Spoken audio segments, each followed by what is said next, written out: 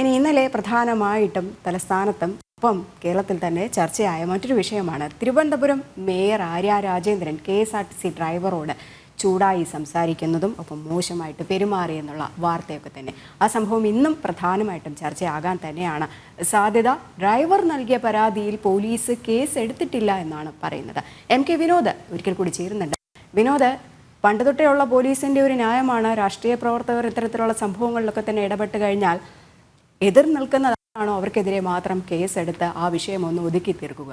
അതുതന്നെയാണ് ഈ മേയറുടെ കാര്യത്തിലും സംഭവിച്ചിട്ടുണ്ടായിരുന്നത്. പക്ഷേ അതങ്ങനെ വിടാനുള്ള സാധ്യത കാണുന്നില്ല. KSRTC എംപ്ലോയീസ് സംഘമൊക്കെ തന്നെ ഇതിനെതിരെ അതിരൂക്ഷമായിട്ട് തന്നെ രംഗത്ത് വന്നിട്ടില്ലേ?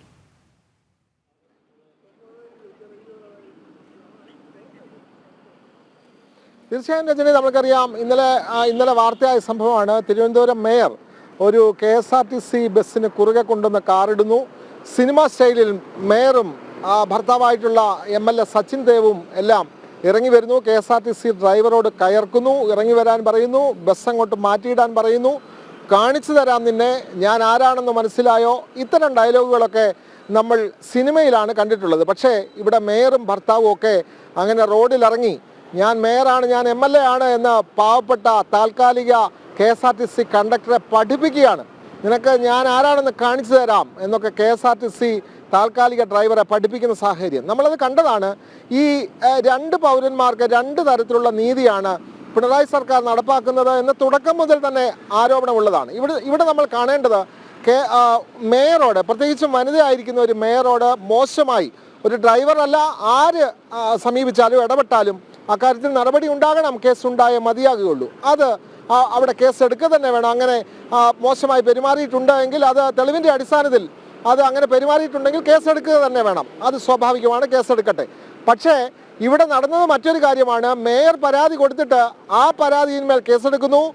നിലമ്പൂരിൽ നിന്നും ഈ റോഡെല്ലാം ആ KSRTCയിലിരുന്ന് ഓടിച്ചുകൊണ്ട് വന്ന ആ ഉറക്കമിളിച്ച് ആ ബസ് ഓടിച്ച ഡ്രൈവറെ കന്റോൺമെന്റ് പോലീസ് സ്റ്റേഷന്റെ വാതിക്കൽ അവിടുത്തെ ബെഞ്ചിൽ കൊതുകടിയും കൊണ്ട് അവിടെ ഒരു രാത്രി മുഴുവൻ കുത്തിയിരുത്തി.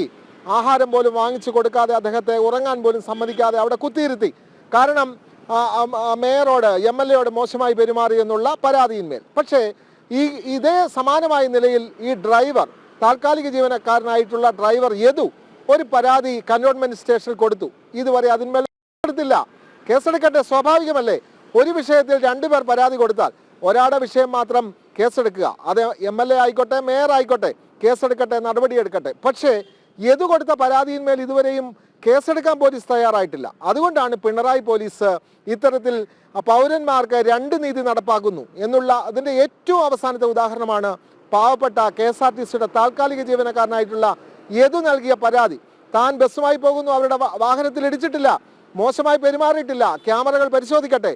അങ്ങനെയുള്ളപ്പോഴാണ് പാളയത്ത് സിനിമ സ്റ്റൈലിൽ മേയറും MLAയും കൊണ്ടുവന്ന് KSRTC ബസ്സിന് കുറുകെ കാറിട്ടിട്ട് ഇറങ്ങി വാടാ, നിന്നെ കാണിച്ചു തരാം, ഞാൻ ആരാണെന്ന് നിനക്ക് മനസ്സിലായോ തുടങ്ങിയ സിനിമാ ഡയലോഗുകൾ അടിച്ചുവിടുന്നത്. അതുകൊണ്ട് ഇക്കാര്യത്തിൽ പോലീസിന്റെ ഭാഗത്തു നിന്ന് കൃത്യമായ നീതി ഉണ്ടാവണം.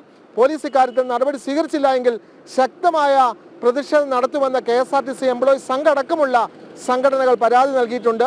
ഇന്ന് ഇക്കാര്യത്തിൽ പോലീസ് യദുവിന്റെ പരാതിയിൽ കേസെടുക്കുമോ ഇല്ലയോ എന്നുള്ളത് നമുക്ക് ഇന്ന് കണ്ടറിയേണ്ടിയിരിക്കുന്നു. രജനി, പോലീസിന്റെ ഇരട്ടത്താപ്പ് നയം തന്നെയാണ് മേയറുടെ വിഷയത്തിൽ നമ്മൾ കണ്ടത്. എന്തായാലും ആര്യ രാജേന്ദ്രൻ KSRTC ഡ്രൈവറോട് മോശമായി പെരുമാറിയ സംഭവം ഇന്ന് വീണ്ടും ചർച്ചയാകാൻ തന്നെയാണ് സാധ്യത. ഡ്രൈവർ നൽകിയ പരാതിയിൽ പോലീസ് കേസെടുത്തിട്ടില്ല. ഇതിനെതിരെ പ്രതിഷേധം ശക്തമാക്കുവാൻ തന്നെയാണ് KSRTC എംപ്ലോയീസ് സംഘിന്റെയും തീരുമാനം. വിവരങ്ങളാണ് MK വിനോദ് പങ്കുവച്ചത്. മറ്റു വാർത്തകളിലേക്ക് കടക്കാം, ഇടവേളയ്ക്ക് ശേഷം.